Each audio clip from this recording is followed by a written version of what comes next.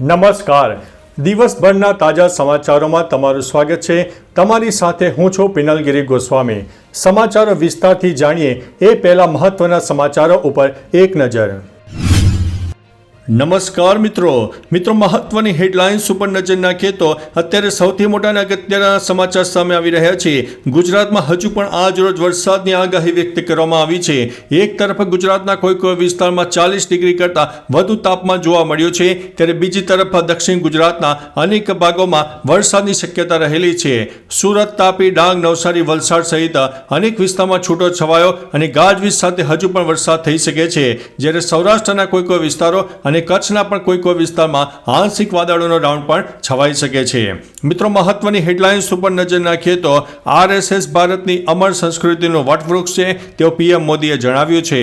ત્યારે વાત થશે ઈદ ઉલ ફિત્રની શુભેચ્છાઓ મોદીએ પાઠવી છે. આગળ વાત થશે રત્ન કલાકારોની હડતાલનો બીજો દિવસ પણ પૂર્ણ થયો છે. ત્યારે વાત થશે અંબાજી મંદિરે 2 મંગળા આરતીનો પ્રારંભ કરવામાં આવ્યો છે. આગળ વાત થશે ગુજરાતમાં ડબલ અકસ્માત સર્જાયો છે. ત્યારે વાત થશે એન્કાઉન્ટરમાં 25 લાખની મહિલા નક્સલીનું મોત થયું છે. આગળ વાત થશે કચ્છના માધાપરમાં મંદિરનો પાટોત્સવ યોજાઈ ગયો. આગળ વાત થશે આરોગ્ય કર્મચારીઓનું આંદોલન યથાવત જોવા મળ્યું છે. ત્યારે વાત થશે અરુણાચલ પ્રદેશમાં ભૂકંપના આંચકા હજુ પણ અનુભવાઈ રહ્યા છે. બીજી તરફ મ્યાનમારમાં ભયંકર ભૂકંપ બાદ હવે ભારતના પણ અનેક વિસ્તારમાં ભૂકંપના આંચકા નોંધાઈ રહ્યા છે. ત્યારે આગળ વાત થશે શિલ્પા શેટ્ટી, કૃતિ સેનન અને ધનશ્રી વર્મા એરપોર્ટ ઉપર સાથે જોવા મળ્યા હતા. હવે મિત્રો સમાચારો વિસ્તારથી. ત્રણેય અભિનેત્રીઓ શિલ્પા શેટ્ટી, કૃતિ સેનન અને ધનશ્રી વર્મા એરપોર્ટ ઉપર જોવા મળ્યા હતા. ત્રણેયના દેખાવ એકબીજાથી સંપૂર્ણપણે અલગ હતા. તેના ફોટા વાયરલ થઈ રહ્યા છે. શિલ્પા શેટ્ટી ટ્રેડિશનલ લુકમાં ખૂબ જ સુંદર લાગી રહી છે.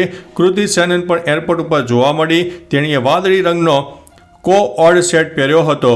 ધનશ્રી વર્મા એરપોર્ટ ઉપર જોવા મળી. તેણીએ ડેનિમ સાથે સફેદ ટોપ પણ પહેર્યો હતો. મિત્રો, અન્ય મહત્વના સમાચારની વાત કરીએ તો અરુણાચલ પ્રદેશમાં ભૂકંપના આંચકા.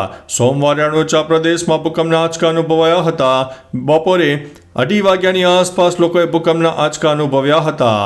આ ભૂકંપની તીવ્રતા રિક્ટર સ્કેલ ઉપર 3.5ની માપવામાં આવી છે. આ ભૂકંપથી બહુ નુકસાન થયું નથી, પરંતુ મ્યાનમારમાં આવેલા ભૂકંપથી થયેલી તબાહી બાદ સમગ્ર વિશ્વમાં લોકો ભૂકંપના ભયથી હવે ગભરાઈ ગયા છે. ભૂકંપનું કેન્દ્ર અરુણાચલ પ્રદેશમાં સિયોમી હતું, જે પૃથ્વીની સપાટીથી 10 કિલોમીટર ઊંડાઈમાં નોંધાયું છે. મિત્રો, અન્ય મહત્વના સમાચારની વાત કરીએ તો આરોગ્ય કર્મચારીઓનું આંદોલન યથાવત. રાજ્યમાં આરોગ્ય કર્મચારીઓનું આંદોલન સતત 15મા દિવસે પણ યથાવત છે. ગાંધીનગર સત્યાગ્રહ છાવણી ખાતે પ્રદર્શનકારીઓની અટકાયત કરવામાં આવી હતી.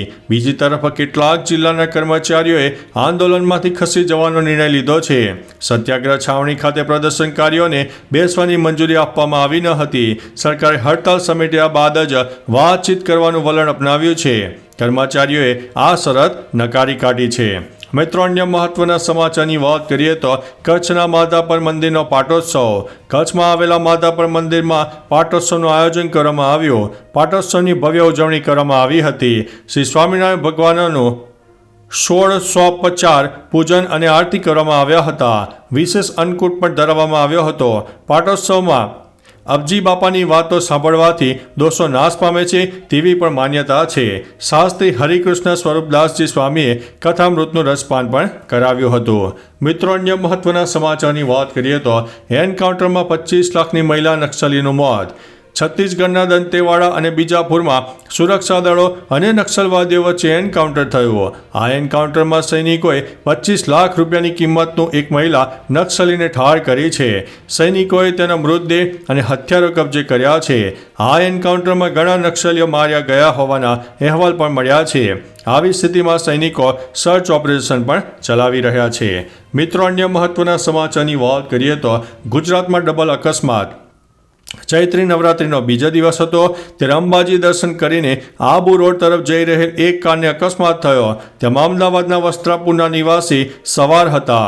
કારમાં સવાર 3 મુસાફરોને ગંભીર ઈજાઓ થઈ હતી. બીજી તરફ સુરેન્દ્રનગરના જોરાવરનગર અંડરબ્રિજ પાસે અકસ્માત થયો, જેમાં એક વ્યક્તિને ગંભીર ઈજા પહોંચી હતી. તેને સારવાર માટે હોસ્પિટલમાં ખસેડવામાં આવ્યો હતો. મિત્રો, અન્ય મહત્વના સમાચારની વાત કરીએ તો અંબાજી મંદિરે 2 મંગળા આરતીનો પ્રારંભ. શક્તિ, ભક્તિ અને આસ્થાનો ત્રિવેણી સંગમ એટલે જગ વિખ્યાત યાત્રાધામ અંબાજી મંદિર. અંબાજી દેશના 51 શક્તિપીઠોમાં આદ્ય શક્તિપીઠ તરીકે ઓળખાય છે. ચૈત્રી નવરાત્રિ પર્વ હાલમાં ચાલી રહ્યો છે. પ્રથમ દિવસે ઘટ સ્થાપન શાસ્ત્રોક્ત વિધિ વિધાનથી કરવામાં આવ્યું હતું. સરસ્વતી નદીના જળ લાવીને વિવિધ અનાજ સાથે ઝવેરા વિધિ યોજાઈ હતી. બીજા નોરતે અંબાજી મંદિરમાં સવારે 2 મંગળા આરતી પણ કરવામાં આવી હતી. મિત્રો, બીજા સમાચારની વાત કરીએ તો રત્ન કલાકારોની હડતાલનો બીજો દિવસ. સુરતમાં રત્ન કલાકારની હડતાલનો બીજો દિવસ હતો. રત્ન કલાકારો હડતાલ પર ઉતર્યા. સુરતના હીરા ઉદ્યોગમાં મંદી ચાલી રહી છે. આવામાં હીરા ઉદ્યોગમાં કામ કરતા ઘણા લોકોએ કંટાળી ગયા છે. તો સુરત ડાયમંડ વર્કર્સ એસોસિએશન દ્વારા ઘણી રજૂઆતો કરી હોવા છતાં નિરાકરણ ન આવતા 2 દિવસથી હડતાલ ચાલુ હતી. તેઓને 25% પગાર વધારો નહીં થાય ત્યાં સુધી વિરોધ કરશે. પગાર વધારો ન થાય ત્યાં સુધી કામ પણ નહીં કરે. મિત્રો, અન્ય મહત્વના સમાચારની વાત કરીએ તો ઈદ ઉલ ફિત્રની શુભેચ્છાઓ. દેશભરમાં ઈદનો તહેવાર ઉજવવામાં આવ્યો. નમાઝ અદા કર્યા પછી મુસ્લિમ સમુદાયના લોકો એકબીજાને ભેટી રહ્યા હતા, એકબીજાને અભિનંદન આપ્યા. આ પ્રસંગે પીએમ મોદીએ એક્સ ઉપર લખ્યું કે ઈદ ઉલ ફિત્રની શુભકામનાઓ. આ તહેવાર આપણા સમાજમાં આશા, સંવાદિતા અને દયાની ભાવનાને વધારે તેવી પ્રાર્થના. તમારા બધા પ્રયત્નોમાં તમને ખુશી અને સફળતા મળે. ઈદ મુબારક.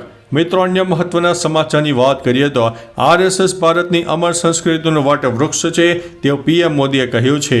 વડાપ્રધાન બન્યા પછી નાગપુરમાં પ્રથમ વખત આરએસએસના મુખ્યાલયની મુલાકાત દરમિયાન પીએમ મોદીએ સંઘને ભારતની અમર સંસ્કૃતિ અને આધુનિકરણનું વટવૃક્ષ જણાવ્યું હતું કે રાષ્ટ્રીય ચેતનાના રક્ષણ અને પ્રોત્સાહન માટે 100 વર્ષ પહેલાં વાવેલા વિચારનું બીજ હવે એક વિશાળ વટવૃક્ષ બન્યો છે. સિદ્ધાંતો અને મૂલ્યો આ વૃક્ષને નવી ઊંચાઈ આપે છે. લાખો સ્વયંસેવકો તેની શાખાઓ છે. આ કોઈ સામાન્ય વૃક્ષ નથી, આ આરએસએસ છે. તો ચાલો મિત્રો, ફરીથી દેશ અને દુનિયાના સુપરફાસ્ટ સમાચાર લઈને મળતા રહીશો. ત્યાં સુધી અમને રજા આપશો. નમસ્તે.